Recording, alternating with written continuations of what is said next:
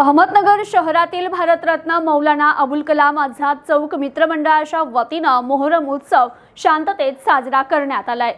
अहमदनगर शहरातील भारतरत्न मौलाना अबुल कलाम आझाद चौक मित्रमंडळाच्या वतीने फलटण चौकी येथे मोहरम उत्सव साजरा करण्यात आला। मंडळाच्या वतीने मोहरमच्या 9वी निमित्त कोठला येथील सवारीवर आमदार संग्राम जगताप यांनी चादर अर्पण केली। यावेळी मौलाना अबुल कलाम आझाद चौक मित्रमंडळाच्या वतीने आमदार संग्राम जगताप यांचा सत्कार करण्यात आला।